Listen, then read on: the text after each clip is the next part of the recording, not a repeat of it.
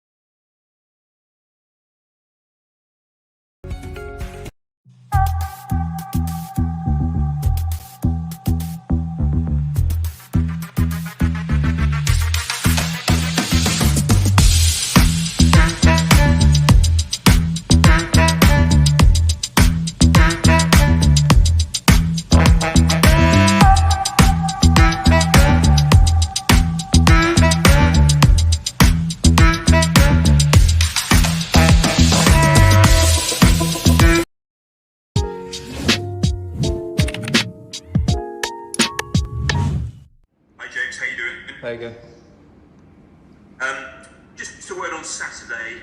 It was so good at the start, great atmosphere, you were pinging it around, Seamus Coleman getting forward, nearly scored. So what happened after that? Was it a confidence thing, an energy thing? I wouldn't say an energy thing, I would say more so the confidence thing. Look, we haven't won in such a long time. We started well, we were on the front foot, didn't score in that period. And then they had a bit of a spell with the ball, and we didn't really get the grips between the 15th, 20th minute until half time. And again, I think that just comes down to just a bit of nerves by not winning a game in so long. Sky Television London. Hang on, guys. Sky, just hang on. Ricky, sorry about this. So where are Ireland at the moment then? These difficult times, you've been with the squad obviously a long time. I mean, how difficult is this period at the moment? Yeah, look, it's always difficult when you're not winning games, and it's I don't want to use a cop out and say it's a transition period, because I think that's easy to cling on to. We need to start winning games. Look, you can say we have young players coming through and whatnot, but look, we're here now. We need to stand up, every single one of us, and start being counted, and that comes by winning games. And we got another chance to do that on Tuesday, and we have to just start winning games. It's as simple as that. Thanks, James. Nathan Murphy, please. Hi, James. A lot of them young players haven't had a competitive win for Ireland. Like, you plenty of experience of knowing the level of criticism that comes when things aren't doing well. Yeah. Is there anything as a senior player you can do to keep their confidence levels up? Yeah, but just have to just rally around them and just tell them to pay no attention, because funny enough, the media in Ireland is just as bad, if not worse, than the media in England. For they kind of get a kick out of us not doing well, and it's a shame really. But as senior players, like I said, we've been around a long time, we know how it works, and the young players, it's new to them, so we just have to just tell them, it's part and parcel of football, like pay no attention, and people are fickle. As soon as you start winning games, then you're the best in the world again. So like I said, we need to start winning games, and when we do, the criticism goes away. What's your reaction then to the stories this morning in some of the papers that Stephen Kenny's position might be under threat if Serbia were to win tomorrow night? And where's that coming from? Like, there's people know inside information that we don't. People like to speculate. Everyone's got an opinion. Funny enough, the ones that got the biggest opinions never kicked the ball in their life. So unless that's come from the FAI, then themselves, the headquarters, then I wouldn't pay any attention to that. And I'm sure Stephen won't either. How's your confidence levels with the way things have gone over the last year or so? Confidence is fine. Like, obviously, I'm disappointed and annoyed that we're not winning games. That's, it's been a difficult period for me at club level and at Ireland in the past kind of 8-9 months. But look, like I said, I'm in the game long enough now. I'm in a good place in my life where, in terms of, I paid kind of no heat now, and that's only kind of been recently. I'd always put up a front before and said it doesn't bother me when it really does. But No, I'm at peace now. In that sense, I think the last kind of 8 months has been a good learning curve for me. You know, I'm fit, I'm healthy, I'm playing football, I'm being selected. That's all that matters. Do you know what I mean? No other opinion matters anymore to me. Thanks, James. Thanks, David. Damien Spellman, please. Hi James, you were a young player coming in Yeah. to the team quite a while ago now. How difficult is that transition? Well, I was quite fortunate. When we came through as young players, we came into a great squad of men. You know, that's what that squad was, a squad full of men who were absolutely fantastic, do you know what I mean, and helping us. So now, you know, we've got a bigger role as senior players. They help the young players coming through now, and maybe so far we haven't done that. You know what I mean? And it's something we probably need to improve on, which we're trying. You know what I mean? Like it's new to us, but we just got to rally around. We got to stick together. We got to. If the young lads want to lean on us, our experience of what we've been through, because like I said, we've been very fortunate to come through in the squads that we've came through in the past. So now it's up to us to help them, and I think you can always improve in that. So hopefully that changes soon. You've also scored goals for Ireland. What would you say to the young lads, people like Adam and Troy, who were trying to make their way there under that pressure of having to score those goals? Well, I think especially like Troy's been lucky enough they've scored already, so he's had that feeling. Adam, you know, Adam's last 2 performances have been fantastic. He just hasn't got the goal he deserves yet. So no, it's just about telling them to keep the faith, keep doing what they're doing, do the right things, and you know, it'll come eventually. And when it does come, there's no greater feeling. Hopefully then, like what happened with me, I don't think I scored for 25 games or so before my first goal. Once you get that first one out of the way, it's a weight off your shoulders, and hopefully they can go on. They just kind of relax a bit more then and get a few more goals. Thank you. Paul Walsh, please. Thanks, Kieran. Hi, James. That's what you mentioned in one of your earlier answers that, you know, the reaction from the Irish media. Do you think the criticism from the Irish media of the team and Stephen has been unfair?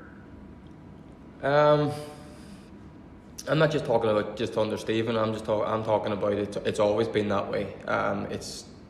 You almost get a kick out of us not doing well.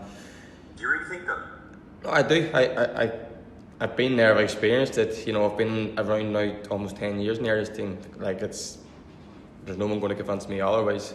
You know, sometimes it's fair, sometimes it's not fair, sometimes it's a bit over the top. But that's just my opinion on it. And like I said, it's my opinion, and no one's going to. I've been around long enough time with the Irish squad. They see that, so no one's going to change my opinion on that. But look, it's obviously easier when you're not winning games. So yeah. What would you say it would be over the top in terms of what's being said by the media at the moment? At the moment, Yeah. well, you're like I said, you've got young players, right? And like I said, I don't want to use that as a cop out, but you know, these lads, this is his first time playing international football. This is a manager whose first time in international football. Like, we are going on a different path to what Ireland teams have produced in the years in terms of style of football. So not even that, you take into consideration the whole COVID thing. This is the first time these young lads are even playing in front of, they haven't even played in front of crowds, and that spurs you on alone.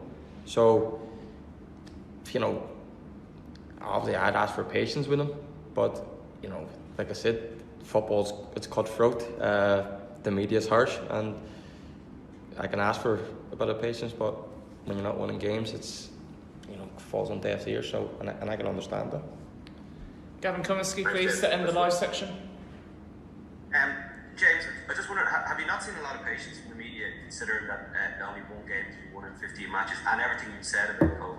Have you not seen a lot of patience and a lot of support for Kenny with people who know where he's come from? At the start, but like I said, not everybody's fickle, especially in football. Everybody's fickle. You know, as soon as it turns pretty quickly. And like I said, I'm not talking just about Stevens era. I'm talking about the managers before. Like, I'll go back to Martin O'Neill.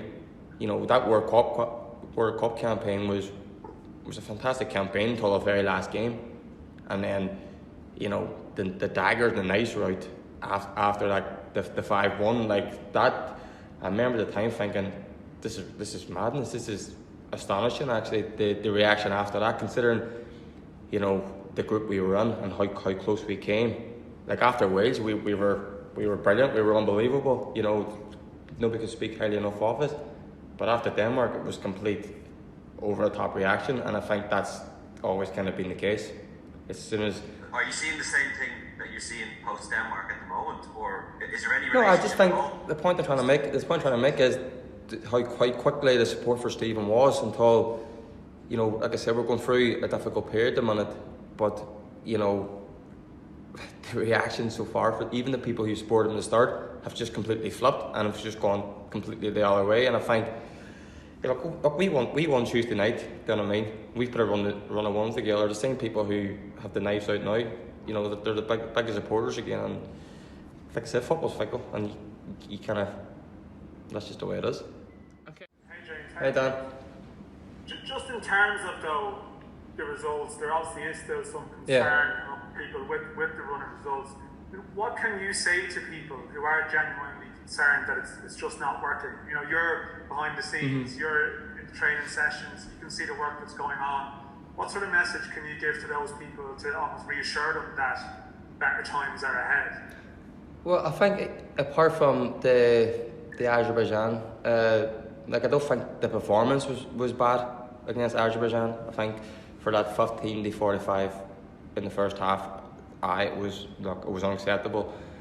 But I don't think the performance itself was bad. Like, we've created enough chances and not putting the ball in the net. Like, obviously that's worrying because, but the last 5 games, I think we're only beaten once, and it was late on against Portugal. And for 90 minutes against Portugal, the team were fantastic. We went away to Hungary in the summer. They had a full house, and Hungary went on done well in the group they had in the Euros, which we had a lot of players missing as well in the summer playing Hungary. So, and that was a good performance. So I think you can see the signs are getting better. Like, performances are getting better, but we need to start scoring goals. We need to start putting the ball in the net. We need to start winning games, and we need to do that soon. But I think the performances show recently that we are making progress. And I know it's difficult to say stick with when we have won and so long. But I think it's easy to say, we're not getting the rub of the green, but we have to make that look ourselves. And I think we're so close to getting that one, and hopefully then that'll kickstart a few more. And like, what is the mood like amongst the players? I mean, after the game on Saturday, are you sort of distraught in the dressing room? What is the actual mood amongst the group in terms of, as you mentioned, maybe some of the players haven't been through this before. So what actually is the atmosphere around the camp like? Directly after the Portugal game, that was probably the lowest I've been. Look, I wasn't very proud of my role, especially in the first goal. I could have done better, and the mood after that game, everyone was just deflated. And that's been probably the lowest I've been in an Ireland shirt, to be honest, even worse than the Denmark one. And I think a few of the other lads were as well, because they put so much in, and then they come away with nothing in that manner as well. And then they draw it the other day as well, when we had enough chances to win 2 games. So it's directly after the game, it's been tough, but it's a good squad here. I think we just got to keep plugging away, rallying together. I think we know ourselves, we're so close. Like, come Tuesday, I really, really do hope that changes, and I hope there's a different feeling in the dressing room afterwards, because, like I said, I think we're so close. Thanks, James. Ed Leahy, please. James, how are you doing? James, I suppose I just want to go back to and sort of follow up on that, your comments there about criticism of the current regime in the media. Yes, there has been a lot of criticism recently, but from where I'm standing, It seems to be mostly from former players, former international players who are the ones really sticking the knife in, and not from the home-based journalists who are working and see exactly what's going on. So would you agree with that? And would you have a message for former players as to? Can you name which players? Well, Richard Dunn, Paul McGrath, Stephen Elliott, even yesterday on our own podcast. So yeah, so. Richard Dunn and Paul McGrath, like unbelievable in Irish shirt. So, of course, I respect their opinions. I don't remember Stephen Elliott pulling up too many trees in an Irish shirt, so I wouldn't pay too much heed to what Stephen says, to be honest. But Richard Dunn and Paul McGrath, yeah, massive respect for their opinion. You know what I mean? They've been there, they've done it. So, look, obviously it's disappointing to hear because, you know, like I said, you have a new manager here. It's first time at international level, and a lot of young players experience it for the first time. So, like I said, we hopefully start winning games again, and then that doesn't be the case. Do you know what I mean? The more support, the better. And obviously, like I said, how much I respect Richard and Paul, but I'm just hoping the younger players aren't seeing that criticism, because it's not going to do any good for their confidence, especially at this moment in time. And just the last question would be that there was another article today by a former FAI employee asking about, sort of giving an insight into what camp was like after a disappointing result. He sort of referenced that players just want to get back to their clubs after a result like that. So I'm just sort of wondering, from your point of view, is it actually beneficial to have another game to, you know, to, I suppose, get over it a different way and get back on the pitch as soon as possible to maybe right some wrongs? Or is there a sense around the camp where people would like to go back to their clubs? And just... No, well, that's new to me. Can you name that former FA employee? Yeah, Ian Mallon would have been the communications. That's probably why Ian's an ex-employee rather than a current one. So, I wouldn't pay too much attention to Ian, to be honest. Dylan, please. In the current mood, is the mood? The mood's fantastic. The mood around the place is great. Obviously, it's not great after games because, I don't know, maybe they're feeling sorry themselves a bit, or a bit of injustice, because, like I said, we're creating enough chances. They won a couple of games, and then the way the Portugal game ended as well, it's easy to kind of feel sorry on yourself, but feeling sorry on yourself in this game get you nowhere, and we need to just start winning games. And like I said, I'll say that so many times, we need to start winning games and start winning games soon. Thanks, Dylan, please. Hi James, just a quick one for myself. This is quite a young Irish team with James Malumbi, Adamida, Troy Parrott. Yeah. And I suppose, going back to your own time at Derry City, are there much similarities between how Stephen Kenny dealt with you and dealing with James Malumbi, Troy Parrott, Adamida? Yeah, very much so. Stephen's kind of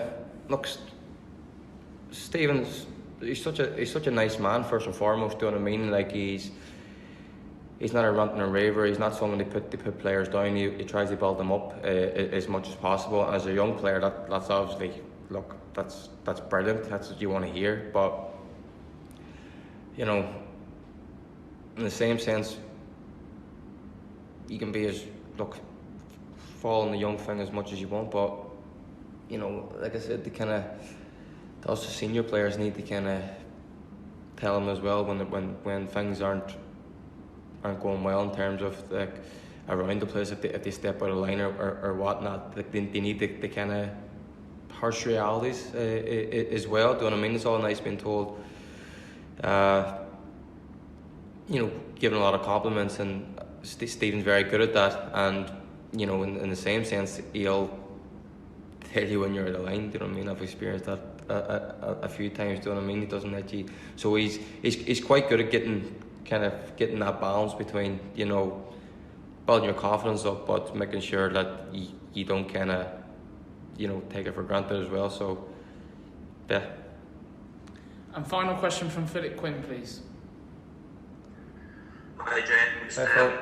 I'm looking inside. I've been one of those journalists who have been critical the way things have gone. And I'll just very quickly, you were there in the Irish team that got to the Euro finals in 12 and 16, got to the playoffs in 18 and 20. If we don't get a result tomorrow night, it's all over with 3 games to go. Is that not an indication that things haven't been working as well as you'd have liked? And what response can we expect from the players? Yeah, of course not, Paul. You know what I mean? Like, you know, I was lucky enough to go to two tournaments, and like I said in the past, you know, young players, as a young player coming through, you know, that was a squad of men. Like that was 2 great squads that I was involved in, and you know, maybe us the senior players now we failed. We haven't done a good job as what those senior players done for us. Look, if we don't win Tuesday night and then look, we don't qualify, and that's of course that's disappointing. Do you know what I mean? Because like I want these young players, and I even still now myself want to experience, you know, those major tournaments, because there's nothing better. So I can understand the criticism. Like I'm not deluded, Phil, to be honest. Like I can understand, because you're not winning games, and when you're not winning games you get criticised. But you know, I'm just asking they like taking all the factors, you know, what we've had, not just in football, in the world in the last kind of 18 months or so. Like these are young players. Like hammering these young players aren't going to do them, you know, they're not going to do their confidence the world of good, especially now in such a PC world. Do you know what I mean? Where everyone's kind of, you can't say nothing nowadays. Do you know what I mean? And everyone gets offended by everything. But so it's more difficult now coming through as being a young person in this world. Never mind football, because football itself, as you know and as I know, as everybody else knows who's involved, it's cutthroat. So these young players, they don't need put down them on it. They need the complete opposite. They need more support than ever. And that's what I'm asking for.